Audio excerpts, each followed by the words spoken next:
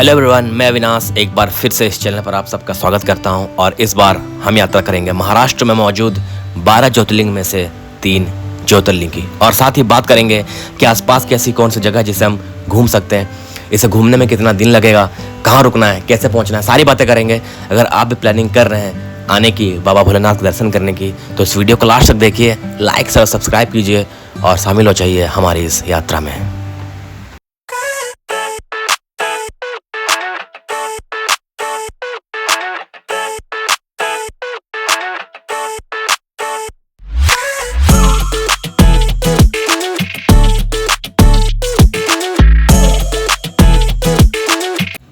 अब बात करते हैं कि महाराष्ट्र में कौन कौन से ज्योतिर्लिंग मौजूद हैं। ऐसे तो स्थानीय लोगों के हिसाब से महाराष्ट्र में कुल 5 ज्योतिर्लिंग हैं, परंतु उन पांचों में से 3 ज्योतिर्लिंग को महत्व दी गई है, और यही 3 ज्योतिर्लिंग 12 ज्योतिर्लिंग में शामिल भी है। इसमें से सबसे पहले आता है श्री भीमाशंकर ज्योतिर्लिंग, जो पुणे से 110 तकरीबन किलोमीटर के आसपास पड़ती है। उसके बाद आता है श्री त्र्यंबकेश्वर ज्योतिर्लिंग, जिसका सबसे नजदीकी शहर नासिक है। नासिक यहाँ से तकरीबन 30 किलोमीटर के आसपास पड़ती है। और फिर आता है संभाजीनगर जिले के वेरुल गांव में मौजूद श्री कृष्णेश्वर ज्योतिर्लिंग। ये 12वां ज्योतिर्लिंग है। छत्रपति संभाजीनगर, जिसे पहले औरंगाबाद भी कहा जाता था। कृष्णेश्वर ज्योतिर्लिंग औरंगाबाद रेलवे स्टेशन से तकरीबन 30 किलोमीटर की दूरी पर मौजूद है। यहाँ से आपको कैब, टैक्सी आराम से मिल जाएंगे।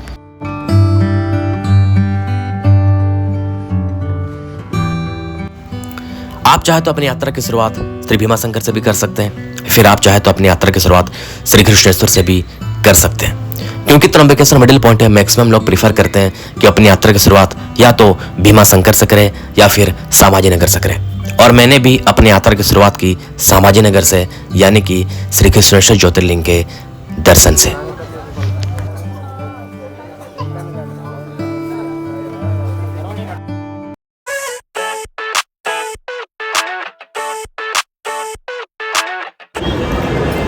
कृष्णेश्वर मंदिर से जो सबसे नज़दीकी एयरपोर्ट है वो औरंगाबाद एयरपोर्ट, अगर आप बाई एयर ट्रेवल करना चाहते हैं तो। और एयरपोर्ट से तकरीबन कृष्णेश्वर मंदिर की दूरी 36 किलोमीटर के आसपास है, और उसके लिए आपको कैब या फिर टैक्सी वगैरह आराम से मिल जाते हैं। और अगर आप बाई ट्रेन ट्रेवल करना चाहते हैं तो कृष्णेश्वर जो सबसे नज़दीकी रेलवे स्टेशन है तो वो है आपका औरंगाबाद का रेलवे स्टेशन। तो लोग औरंगाबाद के रेलवे स्टेशन में भी उतरते हैं, या फिर आप चाहे तो मनमाद के रेलवे स्टेशन में भी उतर सकते हैं। तो ये 2 चीज़ें आपको ध्यान में रखनी होगी।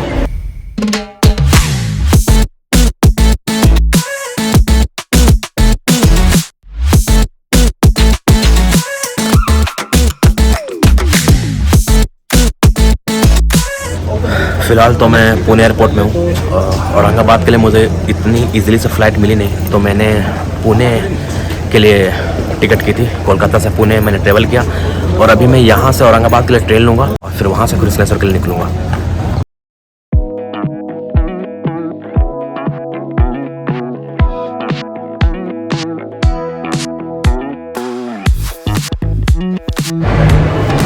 पुणे से औरंगाबाद के लिए मेरी ट्रेन तकरीबन रात के 9 बजे है। सो मैं यहाँ पुणे के फिनिक्स मॉल पे आ गया हूँ, और यहाँ का जो फूड कोर्ट है वो काफ़ी ज़्यादा वेरिएंट है, आपको कोई भी कमी देखने को नहीं मिलेगी। तो मैं भी यहीं बैठा हूँ, और जैसे शाम होने को आएगी मैं यहाँ से निकलूँगा सीधे स्टेशन के लिए, और औरंगाबाद के लिए ट्रेन पकड़ूँगा, जो लगभग मुझे कल सुबह तक पहुँचा देगी। शाम हो चुकी थी और अब मैं निकल चुका था पुणे रेलवे स्टेशन की ओर, जहाँ से मुझे निकलना था औरंगाबाद के लिए, और मेरी ट्रेन रात का 9:30 बजे आने वाली थी।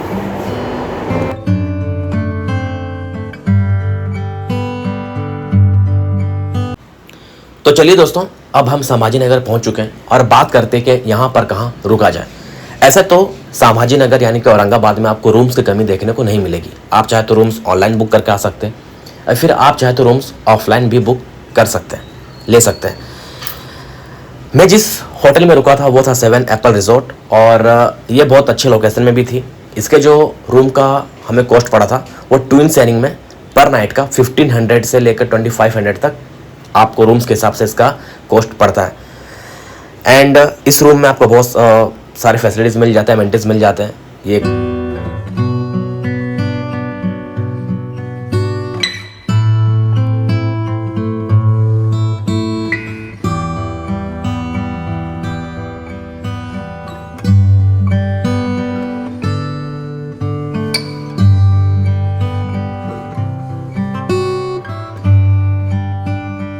सुबह के 8 बज रहे हैं और औरंगाबाद से निकला था। लिया रूम में फ्रेश होने के बाद अभी मैं निकल रहा हूँ सीधा श्री कृष्णेश्वर ज्योतिर्लिंग के दर्शन करने के लिए।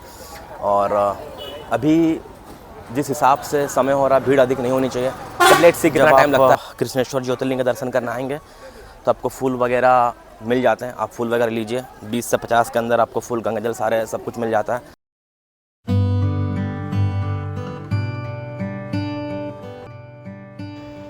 श्री कृष्णेश्वर ज्योतिर्लिंग मंदिर पहुंचने के बाद ठीक उसके मुख्य द्वार के पास ही आपको क्लॉक रूम की सुविधा देखने को मिल जाती है। आप क्लॉक रूम में अपने फ़ोन, कैमरे डिपॉजिट करवा सकते हो, क्योंकि मंदिर के गर्भगृह में कोई भी फ़ोन, मोबाइल्स, कैमरे अलाउड नहीं है।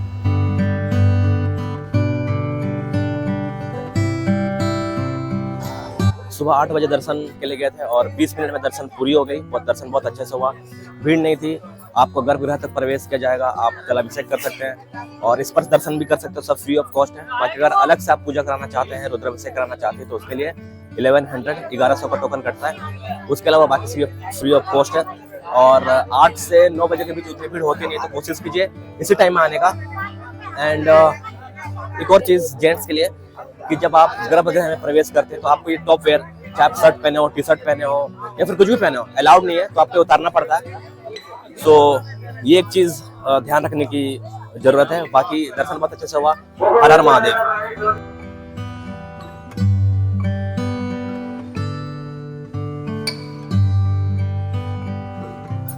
कृष्णेश्वर ज्योतिर्लिंग के दर्शन करने के बाद मंदिर से 500 मीटर की दूरी पर है एलोरा केव्स, और अभी मैं वहीं आया हूँ। आपको टिकट कटाना पड़ेगा, आप टिकट कटाएंगे काउंटर में और उसके बाद फिर प्रवेश करेंगे।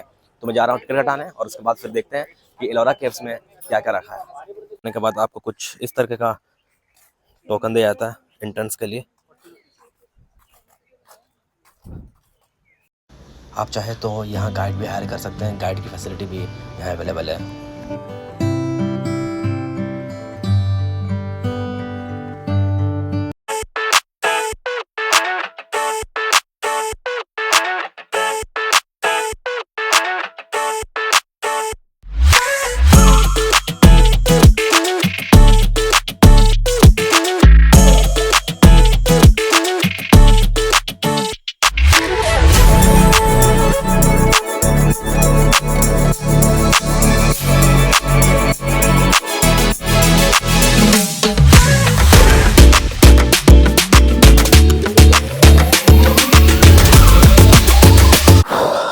एंट्री हो चुकी है और टिकट के साथ 40 रुपीज़ पर टिकट।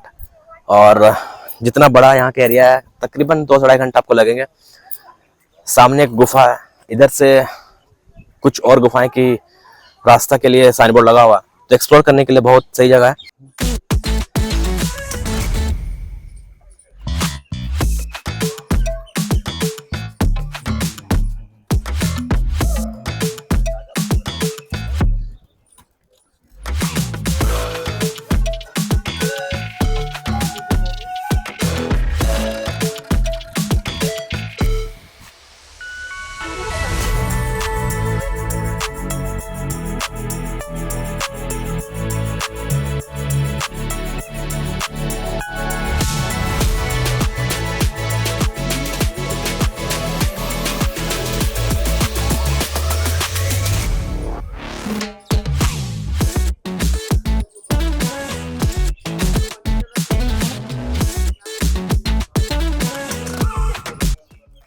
फिलहाल मैं केव नंबर 16 में आया हूँ, कैलाशनाथ टेम्पल।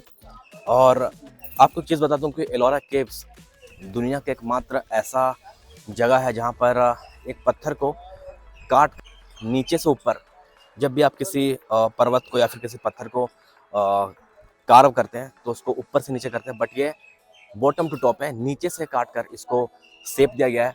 और ये एकमात्र ऐसा केव है, एकमात्र ऐसी गुफा है पूरे दुनिया में जिसको इतनी खूबसूरती से काट कर बनाया गया है। और ये बहुत विशाल है, तकरीबन यही इसकी खासियत है। तो मैं अभी यहीं आया हूँ और एंट्री लेंगे, बट यहाँ की जो संरचना आप देखिए, मैं आपको दिखा सकता हूँ कि किस तरह से कार्व करके पूरा हर चीज़ आपको दीवारों में देखने को मिलेगी।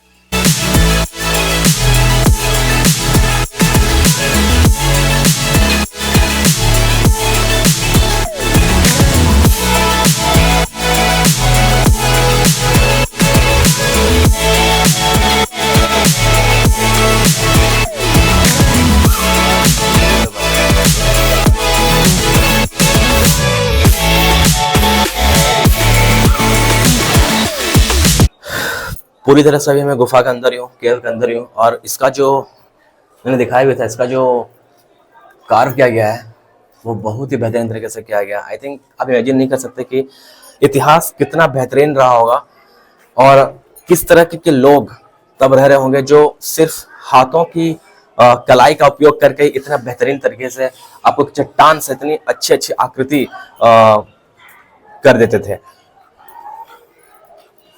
जब मैं आया और जब मैं अंदर जा रहा था तो मुझे एक चीज़ दिखी, एक बहुत ही पुरानी शिवलिंग। उस टाइम के लोग भी जब अपना आर्ट या फिर स्टोन को जब कार्व कर रहे थे तो तब के लोग भी कितना कुछ यहाँ पर स्थापित करके गए। देखते हैं कितना पुराना शिवलिंग हो सकता है। ये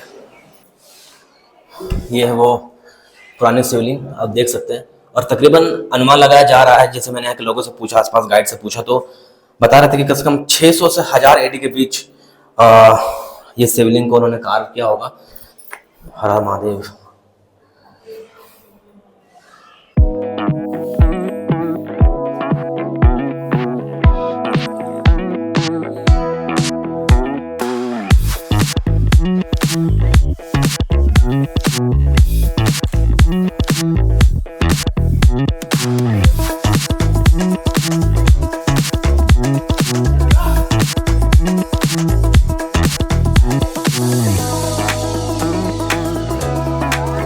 दूर दूर तक जहां भी आप देखोगे यहाँ पर आके आपको चट्टानों पर कलाकृति दिखाई देगी।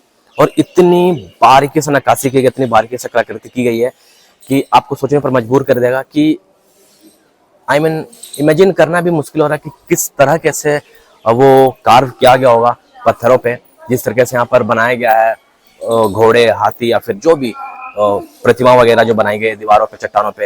It is I am speechless.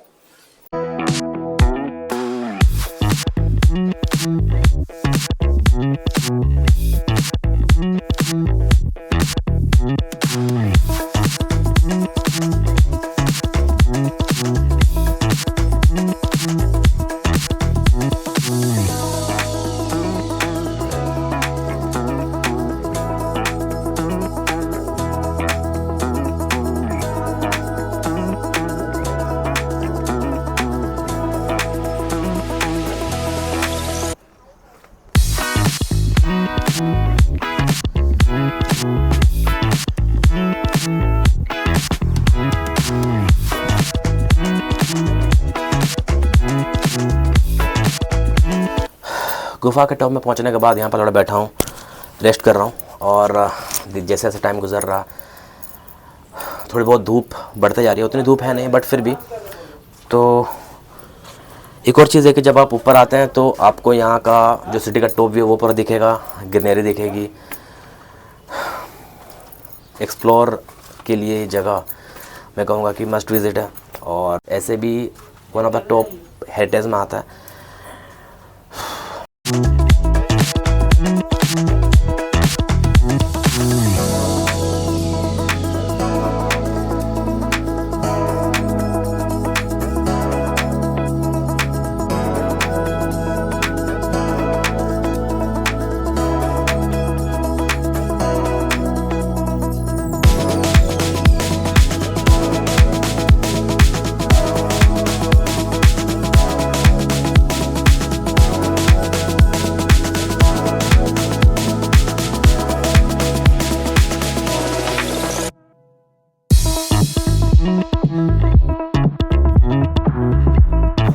अगर आप घूम नहीं पा रहे हैं, आप वॉक नहीं कर पा रहे, तो यहाँ पर बैटरी कार की भी फैसिलिटी है। आप बैटरी व्हीकल भी बुक कर सकते हैं और एक्सप्लोर कर सकते हैं जगह को।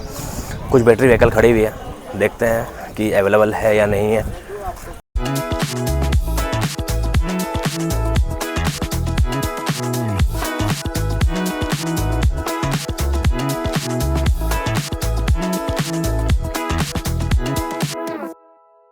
बैटरी व्हीकल लेने के बाद सीधा पहुंचा हूँ केव नंबर 32 में। यहाँ पर बहुत सारे केव्स हैं, लाइक टोटल 34 केव्स हैं, और आप 34 केव्स अपने हिसाब से घूम सकते हो, आप जितना चाहें। मैंने पहले कहा था कि एक्सप्लोर करने में तकरीबन हद से ज़्यादा 2.5 घंटा से स्टार्ट हो सकता है। आपको 3 घंटे भी लग सकते हैं, 4 घंटे भी लग सकते हैं, बट मिनिमम 2.5 आवर तो मस्ट है अगर आप आप एटलीस्ट 15 केव्स भी एक्सप्लोर करना चाहते हो तो 32 नंबर केव में है। और बैटरी व्हीकल जो मिला था, गनीमत है कि मिल गया था। धूप कम हो रही है, मौसम भी साथ दे रहा है। पर एक चीज़ है कि जब आप यहाँ पर एक्सप्लोर करोगे तो आपको जो दृश्य है, जो नज़ारा है, जो ग्रीनरी है, वो बहुत मस्त लगने वाला है।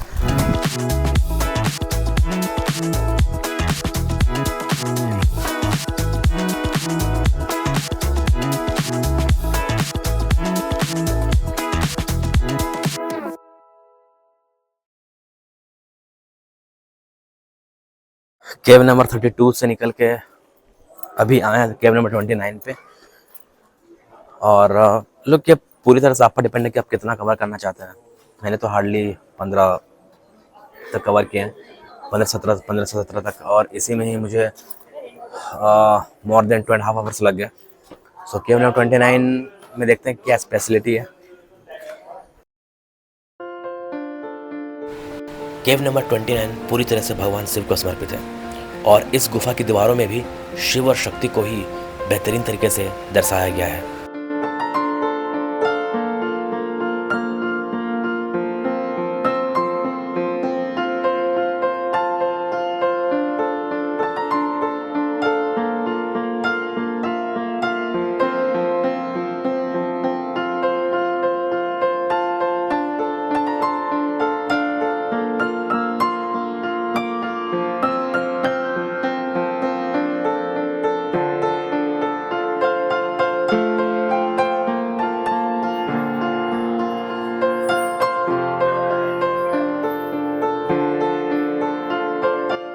केव नंबर 29 का ठीक थोड़ा आगे बढ़ने बाद हमें दिखता है विशाल चट्टान से गिरता हुआ खूबसूरत सा वाटरफॉल, जो घिरा हुआ है एक खूबसूरत पेड़ पौधे और हरियाली से।